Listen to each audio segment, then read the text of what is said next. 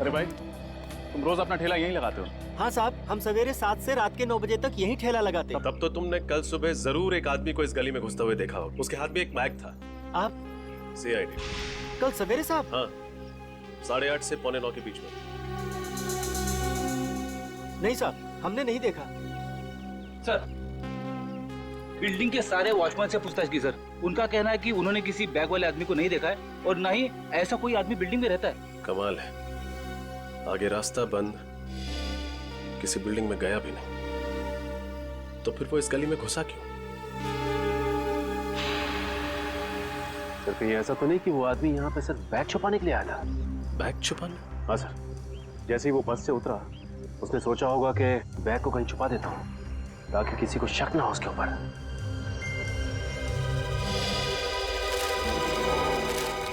हाँ सचिन, सुनो, कल तुम्हें इस डिब्बे में कोई बैग मिला था? नहीं साहब, कल तो मैं बीमार था साहब, कल मैं आया नहीं था साहब। इसका मतलब कल का कचरा अभी भी इस डिब्बे में ही होगा। चेक करो।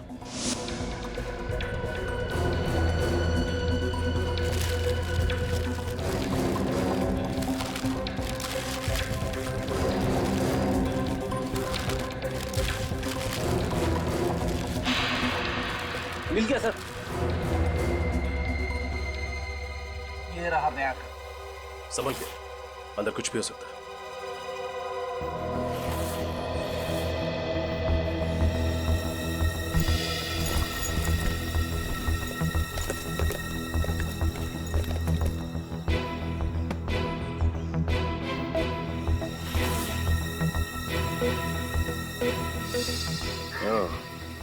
ये रहा राजेश का अस्थमा पंप। ये बैग राजेश का ही है। सर, डॉक्टर तारिका को राजेश के बैग के ऊपर से एक खास आदमी की उंगलियों के निशान मिले। अच्छा, कौन है वो? सर, मुन्ना नाम का पुराना मुजरिम है। 2 साल पहले गन्स की स्मगलिंग में पकड़ा गया था। मुन्ना? पंकज, अपना डाटा चेक करो, निकालो इस मुन्ना का इतिहास। मुन्ना? सर, मुन्ना ने काफी प्लानिंग की होगी इस सब के लिए। राजेश पे नजर रखी होगी और ठीक राजेश के जैसा ही बैग बाजार से खरीदा होगा ताकि उसे बदला जा सके।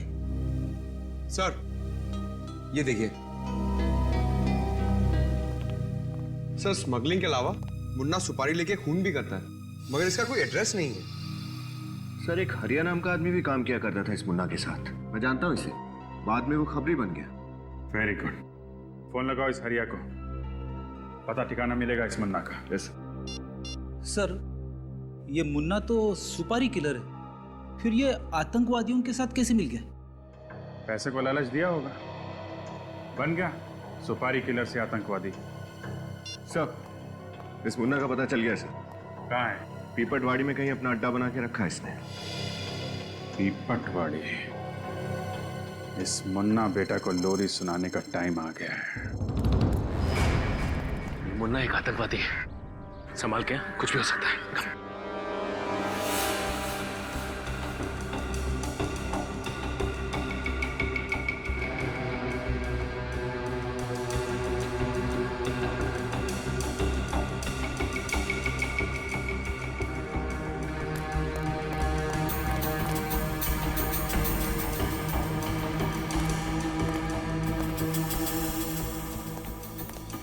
कोई नहीं है सर। कोई नहीं?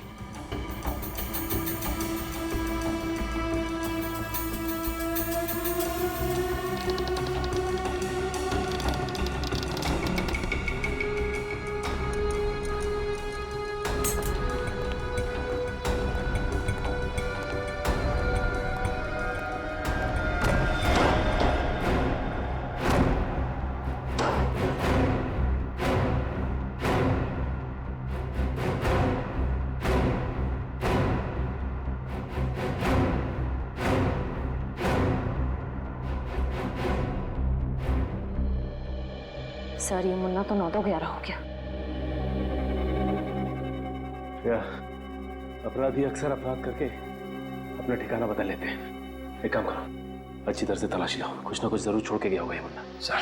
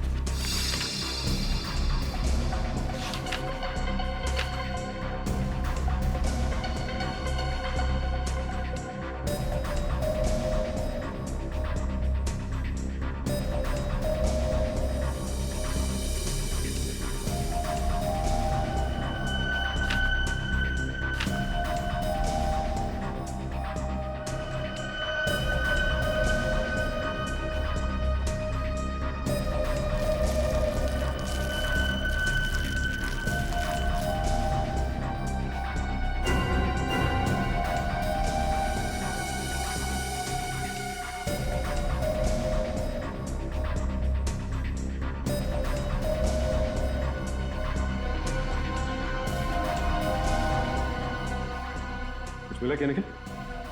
इस नोटपैड पे कुछ लिखा गया था पर कुछ दिख नहीं रहा है साहब। उठा इसे, देखो कुछ काम का है क्या? सर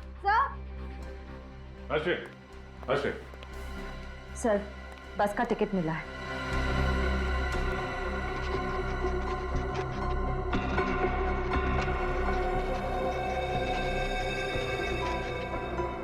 एक बात तो पक्की हो गई कि वो बैग उस बस में मुन्ना नहीं रखा था, उसी बस की टिकट और टाइम और डेट भी मैच कर रहे हैं। लेकिन ये क्या, मुन्ना ने बस एनडी नगर से पकड़ी थी, पीपलवाड़ी से नहीं। पर सर मुन्ना को एनडी नगर बस स्टॉप जाने की क्या जरूरत पड़ गई? उसके लिए तो पीपलवाड़ी का बस स्टॉप ज्यादा नजदीक पड़ता। वो इसलिए क्योंकि शायद मुन्ना एनडी नगर में किसी से मिलने गया था। इस नोटपैड से एनडी नगर के घर का एड्रेस मिला है सर। एनडी नगर, हमारी अगली मंजिल एनडी नगर का ये घर है। हो सकता है मुन्ना का ये नया ठिकाना। सर दरवाजा खुला है, लगता है मुन्ना अंदर ही है, संभाल के।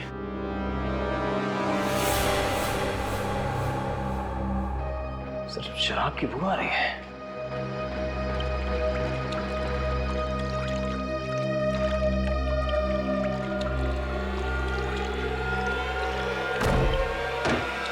My God.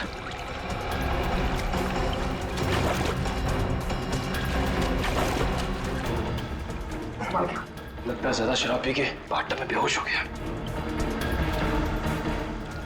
ये बेहोश नहीं है, बल्कि इसकी मौत हो चुकी है। ये तो मुन्ना नहीं है, आखिर ये है कौन? सर इसका नाम सनी है, उसके पास में ये ड्राइविंग लाइसेंस है। सनी? मुन्ना जैसे आदमी के पास सनी का एड्रेस कैसे आया? एक काम करते हैं, पूरे घर को छान मारते हैं, देखते हैं क्या मिलता है।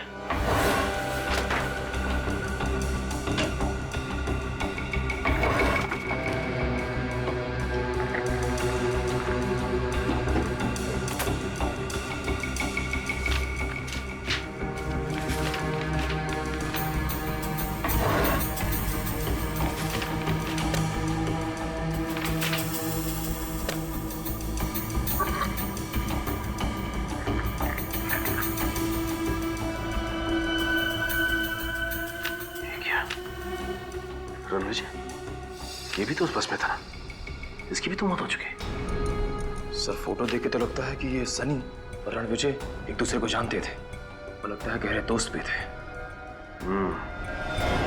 ये कितने गहरे दोस्त थे इसके बारे में तो रणविजय के परिवार वाले बताएंगे।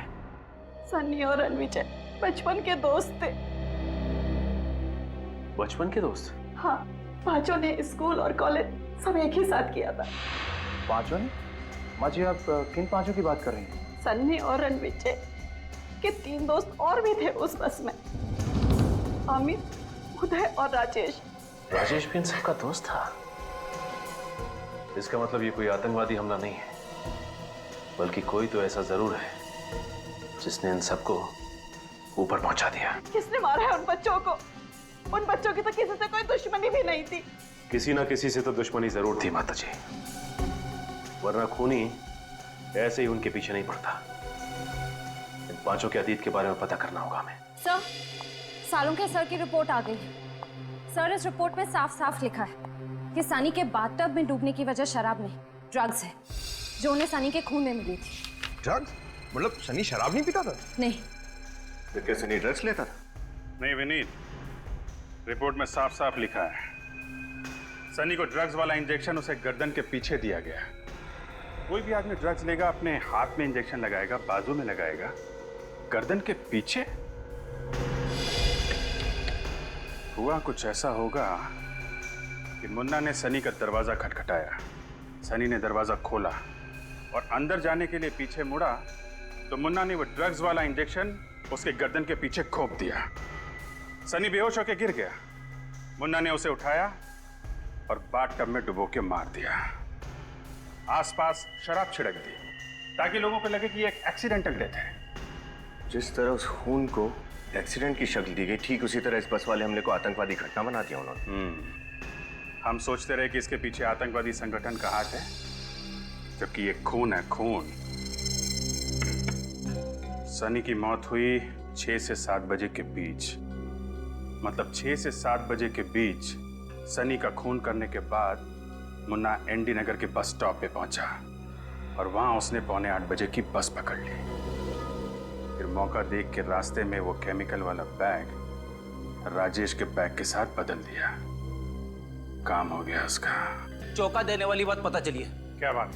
सर 5 साल पहले इस सनी पे खून का इल्जाम लगा था, मगर ऐन वक्त पे गवाहों ने कोर्ट में आने से मना कर दिया और सनी छूट गया। अच्छा, उन गवाहों में कहीं रणविजय और उसके 3 दोस्त तो नहीं थे? हाँ सर, वही लोग थे। ठीक कहा आपने। खून किसका हुआ था? किसी मोनिका नाम की लड़की का। मोनिका? मतलब खूनी मोनिका का कोई दोस्त या रिश्तेदार है जो उसकी मौत का बदला ले रहा है। अब सीआईडी के आने का क्या फायदा?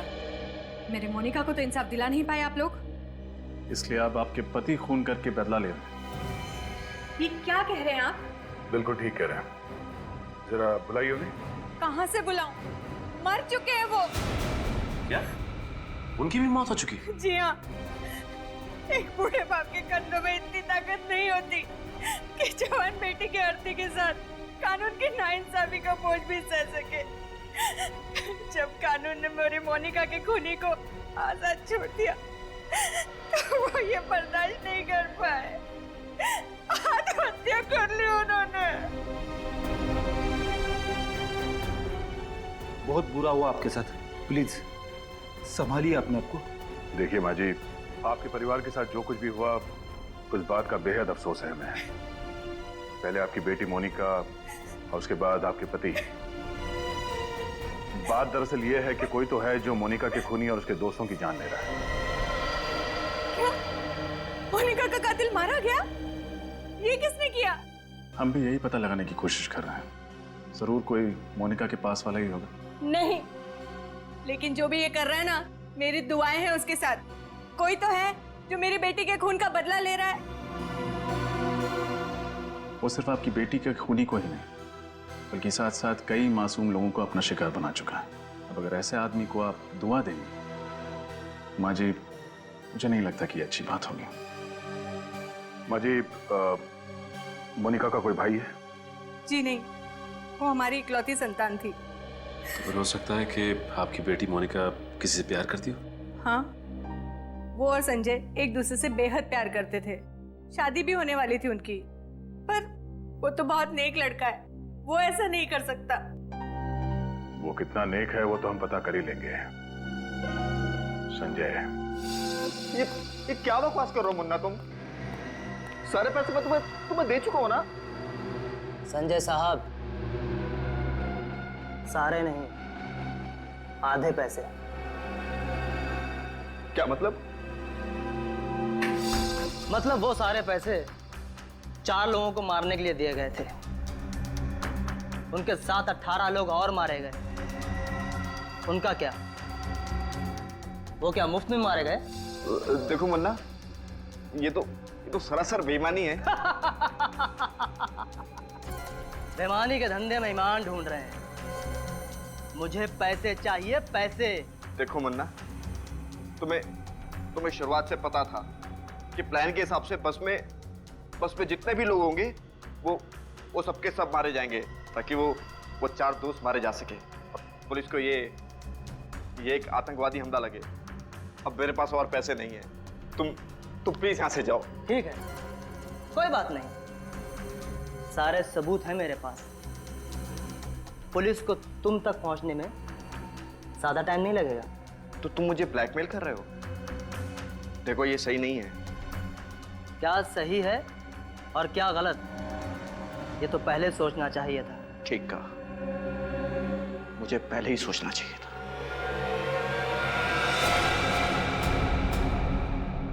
ये क्या करे संजय?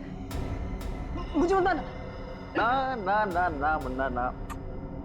अदुपर, मुझे मत। जो आदमी 22 लोगों को मरवा सकता है वो क्या तुझे नहीं मार सकता? संजय, मुझे मत मारना।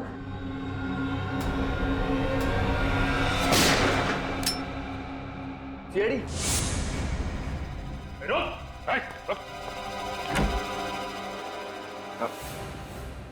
मैंने कुछ नहीं किया सर, ये सब इस गुंडे मुन्ना ने किया है। बताइए, बस में बैठे लोगों को मार दिया इसने। हमें पता है तुमने ही किया ये सब। मोनिका के खून का बदला लेना चाहते थे ना तुम? नहीं सर। नहीं?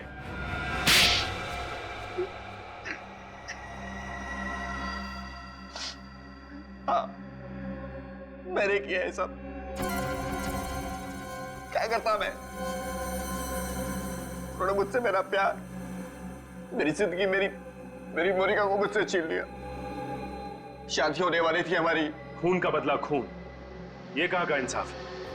तुम अपने बदले की भावना में यह भी भूल गए कि जिन लोगों की जान तुमने ली वो भी किसी की जिंदगी थी, वो भी किसी का प्यार। ये सब मैंने इस अंधे कानून की वजह से किया है। खूनी को बाइज्जत रिहा कर दिया उन्होंने।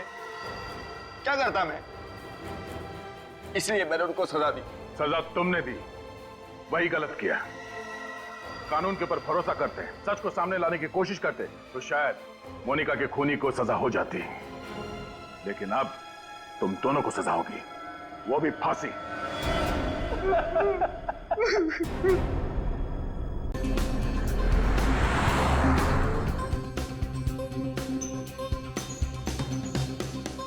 बस आज इतनी धीरे क्यों चल रही है? तिलक नगर स्टॉप अभी तक आया नहीं है। सुनिए भाई साहब, स्कोर क्या हुआ? 217 पे 4। अरे यार, लगता है इस बार भी इंडिया हार जाएगी। अरे नहीं, जब तक अपना कैप्टन क्रीज पर है ना, तब तक हम जीत सकते हैं। देखते हैं।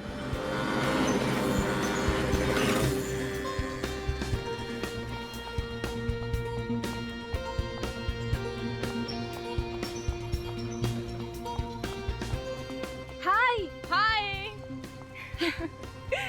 आज तू भी लेट हो गई। नहीं यार, मैं तो टाइम पर पहुंच गई थी, पर पता नहीं बस लेट हो गई।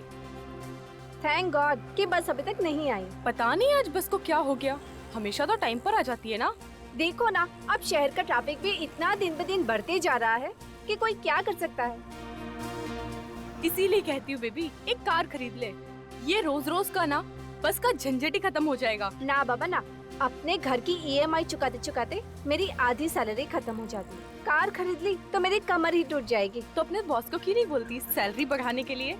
वैसे भी वो तेरी किसी भी बात को इनकार कहाँ करते। नहीं, ऐसा कुछ नहीं है। अरे बस आ गई।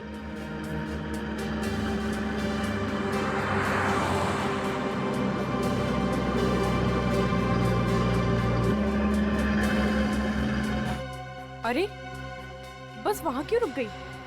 इसका स्टॉप तो यहाँ है ना? पता नहीं, चल के देखते हैं। चल।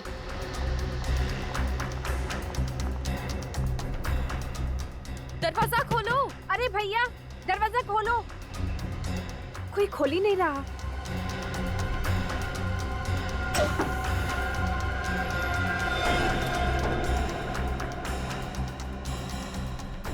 ये बस में इतनी गंदी बदबू कैसी? सबके सब सो रहे हैं क्या? चक्कर क्या है, कुछ समझ में नहीं आ रहा। उदय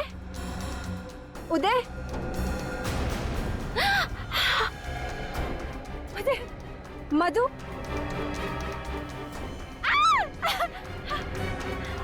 ओह गॉड, ये सब लोग तो मर चुके हैं।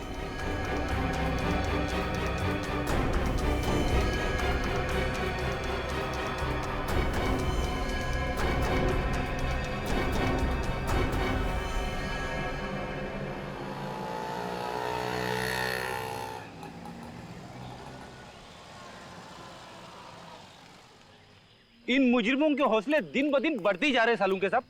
एक नहीं, दो नहीं, पूरी की पूरी बस के सभी लोगों को मार डाला उन्होंने। हाँ यार, पता नहीं क्या होता जा रहा लोग। जरा सी बात है, लड़ाई झगड़ा मार काट, वेरी बैड। क्या हुआ, कुछ पता चला? नहीं सर, अभी भी चेकिंग चल रही है अंदर।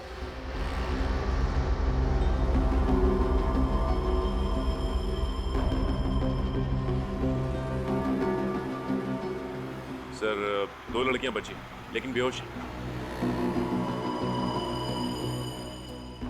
अभी कैसी तबीयत है इन लोगों की? सर, इन्हें थोड़ी देर में होश आ जाएगा।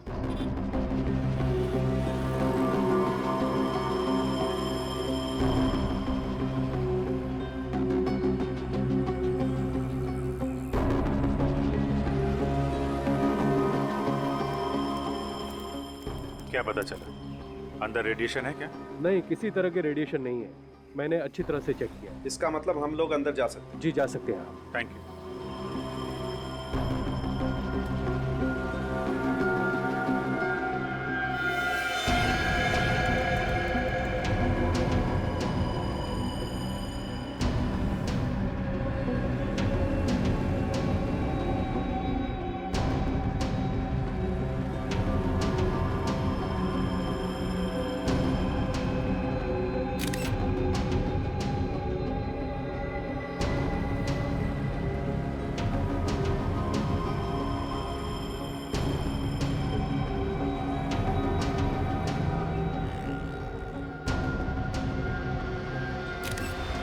मामला तो जहर का ही लग रहा है सारुण के साथ। सर, इतने सारे लोगों को एक साथ जहर दे दिया? मुझे तो लगता है इस बस की हवा में ही कोई जहरीली गैस घुस गई है, जिसकी वजह से सब मर गए। सालुंके साहब, आपको क्या लगता है ये कौन सी गैस हो सकती है? अब ये तो टेस्ट करने के बाद ही पता लगेगा कि कौन सी गैस है।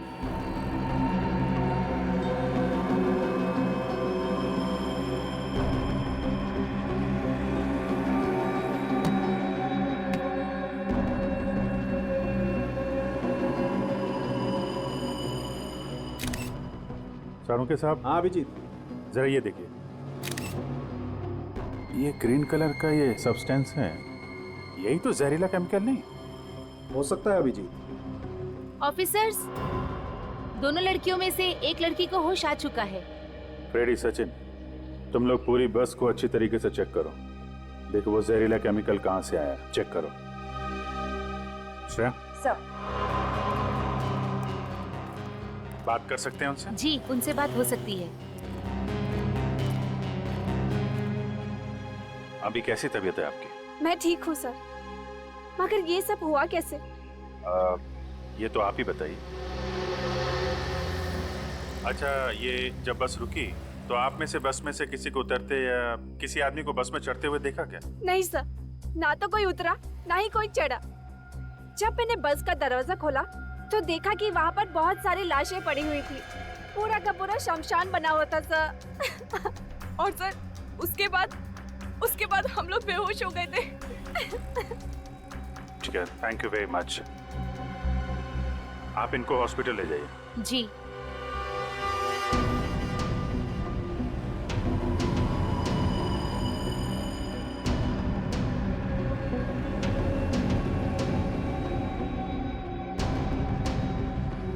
जी डॉक्टर साहब, कुछ पता चला क्या? हाँ अभिजीत, ये देखो, जहर ने चमड़ी पर अपना असर दिखाना शुरू कर दिया है। सबकी चमड़ी पर हरे हरे दाग आना शुरू हो गए। देखो,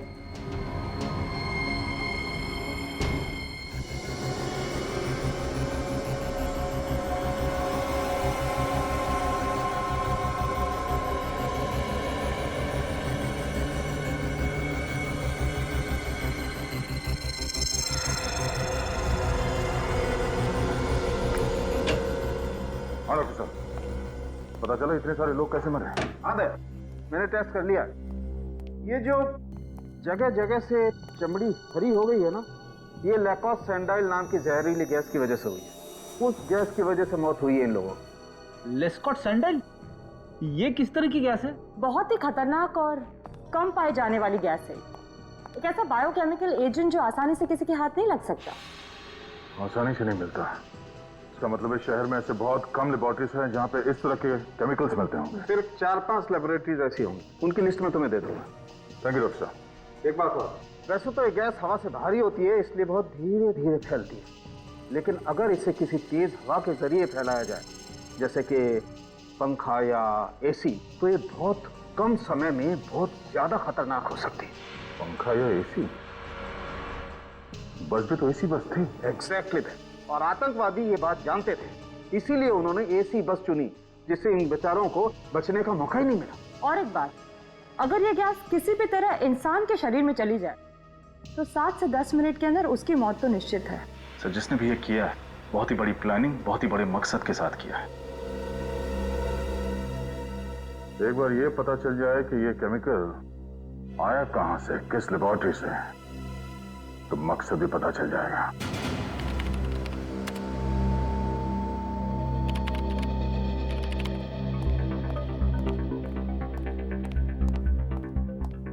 हाँ विनीत, क्या पता चला? सभी लैब्स को जानकारी भेज दी है। जैसे पता चले वो केमिकल कहाँ से गायब हुए हैं, वो लोग हमें इन्फॉर्म कर देंगे। सर मैंने तकरीबन सारे पैसेंजर्स की डिटेल्स चेक कर ली है। किसी का भी आपस में कोई संबंध नहीं है। सभी लोग अलग अलग जगह काम कर रहे थे। कोई बैंकर था, कोई डॉक्टर था, कोई अकाउंटेंट था। अगर एक चीज उन सब में कॉमन थी तो सिर्फ ये कि वो उसी बस में ट्रैवल कर रहे थे। मुझे तो लगता है इसके पीछे किसी आतंकवादी संगठन का हाथ है जो लोगों में दहशत फैलाना चाहते हैं। आतंकवादी संगठन? सर, बॉम्ब ब्लास्ट के बाद ये कौन सा नया तरीका अपना लिया इन लोगों ने? अभी तो सिर्फ बस में हुआ है, कल को शहर में कहीं भी हो सकता है, किसी भी भीड़ भाड़ वाले इलाके में। सर, डॉक्टर सालुंखे कह रहे थे कि वो केमिकल हवा से फैलता है। हो सकता है वो केमिकल बस के एसी के जरिए फैलाया हो सकता है, और ये भी हो सकता है कि उसने किसी बैग के अंदर वो चीज रखी हो। हाँ सर, और वो बैग बस में रख के अगले स्टॉप पे उतर गया होगा। वो बस के टिकट की मशीन लेके आओ, देखो कितने लोग चढ़े थे बस के अंदर। सर ये भी तो हो सकता है कि वो आतंकवादी सुसाइड स्क्वाड का हो और पैसेंजर्स के साथ वो खुद भी मर गया हो सकता है। बस के अंदर जितने लोग मरे थे सबकी बॉडी की शिनाख्त हो गई? नहीं सर, अब भी कुछ बाकी है। सर, कुल मिला के 35 लोग चढ़े थे बस में। 35 लोग, और हमें लाशें मिली हैं 22 लोगों की। मतलब 13 लोग बस से नीचे उतरे हैं। और सर, जहाँ से बस शुरू हुई थी वहां से लेकर तिलक नगर जहाँ बस मिली, टोटल 5 बस स्टॉप्स हैं। तो इन 13 लोगों के बारे में पता लगाते हैं। उन 5 बस स्टॉप में उतरे थे।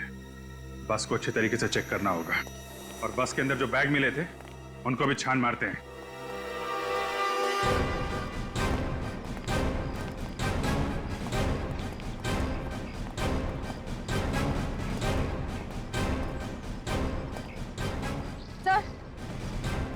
सर ये जतिन है। गाड़ियों के पुर्जे पुर्जे की अच्छी जानकारी है इसे। जतिन, बस का एसी अच्छी तरीके से चेक करो, देखो कोई छिड़कानी तो नहीं की गई। Okay sir.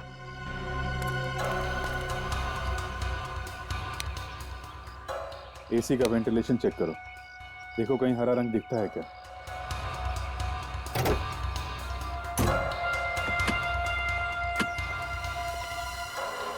सारा सामान ध्यान से चेक करना है। 22 लोगों की मौत हुई है, कुछ भी हो सकता है।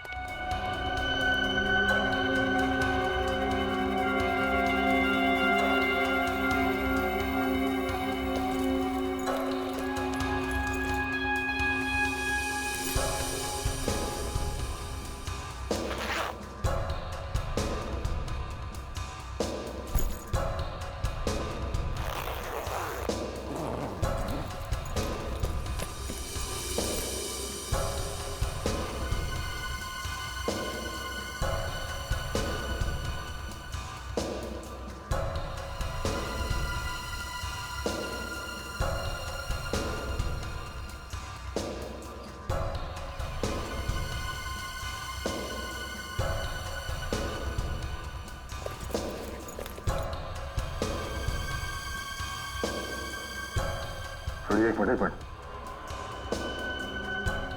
इस परफ्यूम के बॉक्स में इसमें गड़बड़ हो सकती है। यहाँ देना।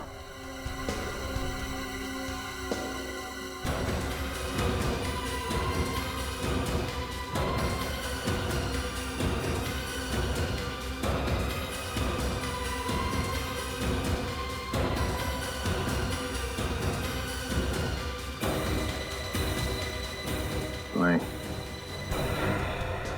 ये बोल तो एकदम भरी हुई है, इसमें केमिकल नहीं हो सकता।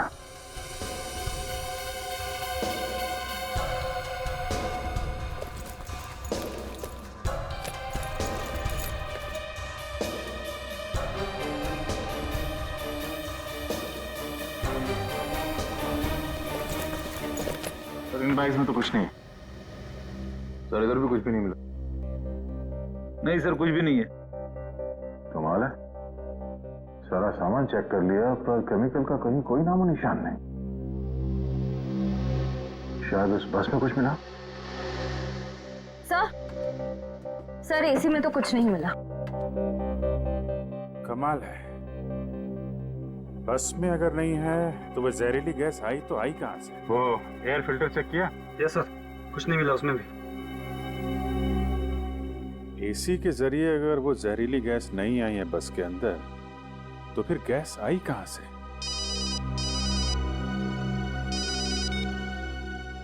हाँ दया। हाँ, कुछ मिला उस बस में? बस में कुछ नहीं मिला। एसी में चेक किया, मगर वो केमिकल कहीं ना कहीं से तो फैला ही है ना। हाँ ठीक है, अगर कुछ पता चलता तो फोन करो मुझे। ऐसा कैसे हो सकता है सर? केमिकल ना तो बस में है और ना ही सामान में, तो फिर ये केमिकल आया कहाँ से? फिर ये केमिकल आया कहीं आसपास से ही है। अगर ये केमिकल गैस फॉर्म में है तो हो सकता है किसी ने छोटी सी बॉटल में डाल के लाया हो। तो बैग फिर से चेक करना।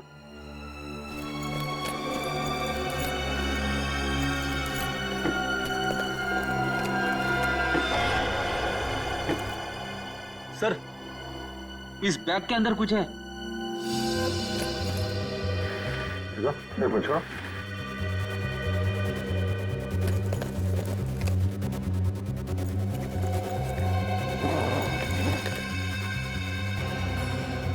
ये देखो।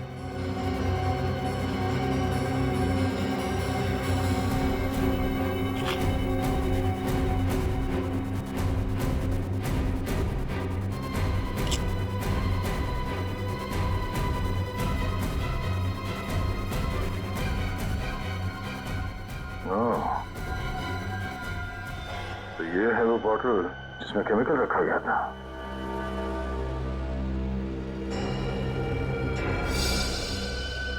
तो इस बैग के अंदर भी वो हरा लगा हुआ है सर। सर, बॉटल को देख के तो लगता है कि ये एक ऑर्डिनरी बॉटल है और बॉटल के अंदर केमिकल हाथ से डाला गया होगा। सीट नंबर 16 पे कौन बैठा सर?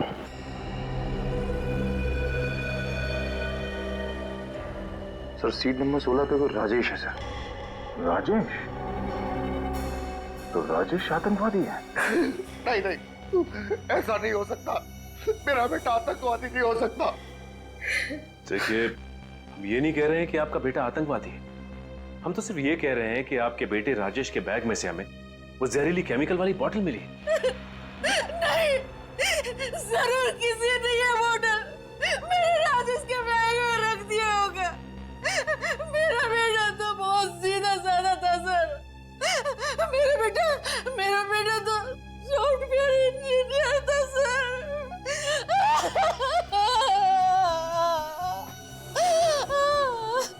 सर विश्वास कीजिए, वो ऐसा नहीं हो सकता। मेरा बेटा ऐसा नहीं कर सकता। सर, अंदर कुछ नहीं मिला। देखा सर, देखा, अब तो विश्वास हुआ ना कि हम लोग शरीफ लोग हैं। एक तो बेटे की मौत ने हमें आधा कर दी, रही सही कसर इस इल्जाम ने। आप हमें गलत समझ रहे हैं। हम आप पे इल्जाम नहीं लगा रहे, हम तो सिर्फ पूछताछ कर रहे हैं। आप लोग एक बार भी नहीं सोचते ना कि आप लोगों की ये पूछताछ किसी का दिल दुखा सकती है? तुम कौन हो? मेघा, राजेश की मंगेतर। ऑफिसर, कुछ पता चला? राजेश और उसके दोस्तों की मौत का जिम्मेदार कौन है? क्या उस बस में राजेश के दोस्त भी थे? जी हाँ, उस बस में उसके 7 दोस्त थे जो उसी के ऑफिस में काम करते थे। कहीं ये सारा किया धरा ऑफिस में किसी दुश्मनी को लेकर तो नहीं? पर सर, अगर राजेश के ऑफिस में ऐसी कोई प्रॉब्लम होती तो वो मुझे बताते, जरूर बताते मुझे।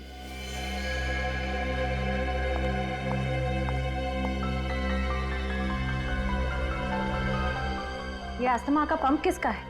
राजेश का। क्या राजेश को अस्थमा था? हाँ सर, बहुत सीरियस अस्थमा था। अच्छा, ये अस्थमा के मरीज तो इस तरह का पंप हमेशा अपने पास रखते हैं ना? जी। लेकिन सर, हमें राजेश के बैग में या उसकी जेब में कोई अस्थमा का पंप नहीं मिला था। ये कैसे हो सकता है सर? मेरा बेटा राजेश बिना अस्थमा पंप के घर से बाहर ही नहीं जाते थे। ये तो एक्स्ट्रा है, इमरजेंसी के लिए घर में रखा है। कहीं ऐसा तो नहीं कि वो बैग राजेश का था ही नहीं, बल्कि बदल दिया गया था? हाँ सर, खूनी बैग बदलकर तिलक नगर से एक बस स्टॉप पहले, यानी कि श्याम नगर के बस स्टॉप पे उतर गया होगा। अभिजीत, अंदाजा बिल्कुल सही निकला। वो जहरीला केमिकल इस बोतल से ही छोड़ा गया है। सर, इस छोटी सी बोतल में 22 लोगों को मारने की क्षमता है। अकल बड़ी की भैंस। अबे कौन सी सोच में डूब गया? भैंस बड़ी होती है ना।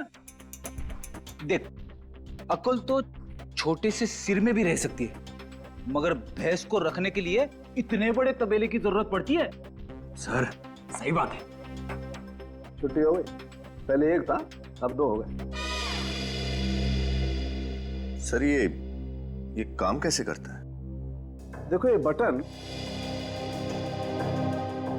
एक तार के जरिए इस बैटरी से जुड़ा हुआ है।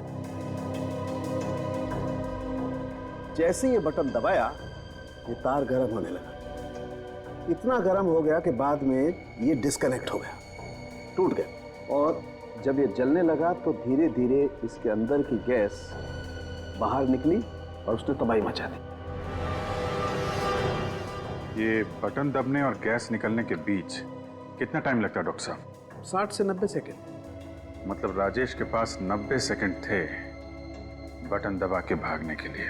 सर फिर तो ये राजेश तिलक नगर से एक स्टैंड पहले ही उतर सकता था, फिर भी ये बस में क्यों बैठा रहा? ये राजेश सॉफ्टवेयर इंजीनियर था ना? हाँ सर, किसी MRP कंपनी में काम करता था और महेश नगर में रहता है। सर, मैंने शहर की सारी लैब्स में पता कर लिया, कहीं से भी किसी भी केमिकल की चोरी नहीं हुई। कहीं से भी नहीं चुराया गया, तो फिर वो खतरनाक केमिकल राजेश के बैग में आया कहां से?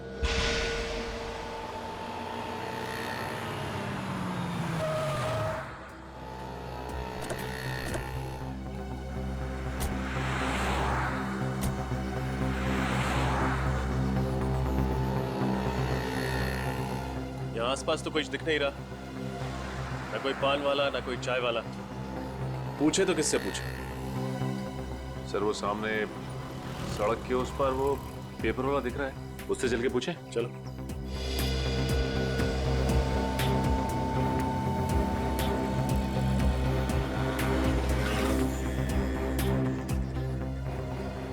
सुनो जरा, तुमने कल सुबह 8:30 से 8:45 के बीच किसी आदमी को इस बैग के साथ देखा था, वहां बस से उतरते हुए? 8:30 और 9 के बीच? अरे हाँ साहब, 8:30 और 9 के बीच एक क्या मस्त शूटिंग चल रही थी साहब। अब उसको छोड़ के कोई ये हैंडबैग देखेगा क्या? शूटिंग? कैसी शूटिंग? साहब वो सीरियल आ रहा है ना, क्या नाम है उसका, साजन सजनी। हाँ, साजन सजनी का प्यार, उसी की शूटिंग चल रही थी साहब। कहाँ हो रही थी ये शूटिंग? शूटिंग आइए ना साहब, दिखाता हूँ, आइए दिखाता हूँ।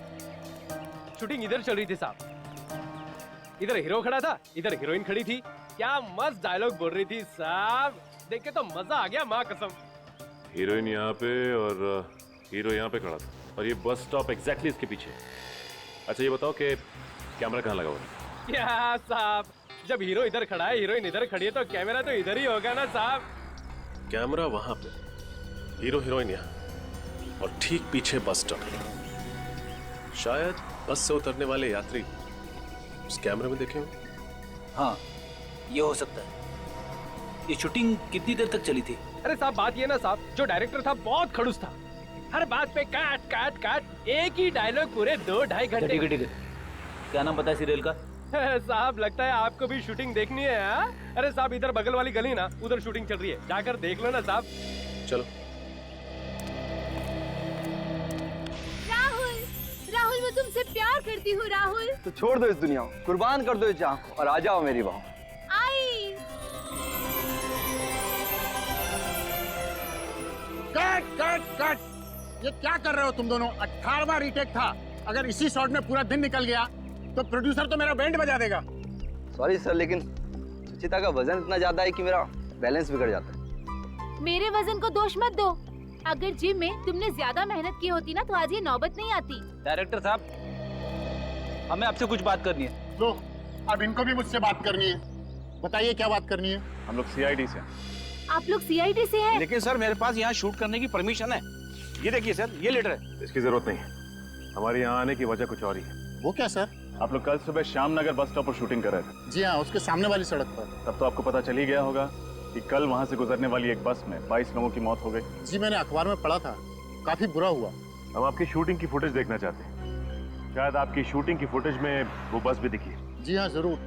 अगर हम किसी तरह कानून की कुछ मदद कर सकें तो इससे ज्यादा गर्व की बात और हमारे लिए क्या हो सकती है। आइए प्लीज।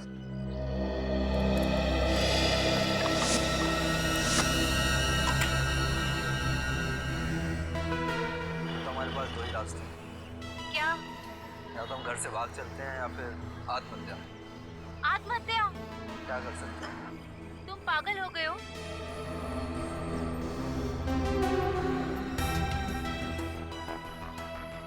एक सेकंड पॉज करो। बस वही है सर, CR ट्रेवल्स की। अब इसके आगे प्ले करो।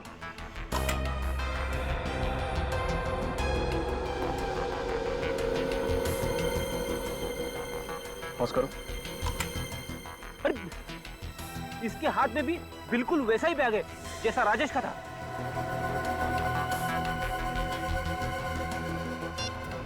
इसकी फोटो हर अखबार, हर न्यूज चैनल में दे देता है। कोई तो पहचानेगा इसे। आगे प्ले करो।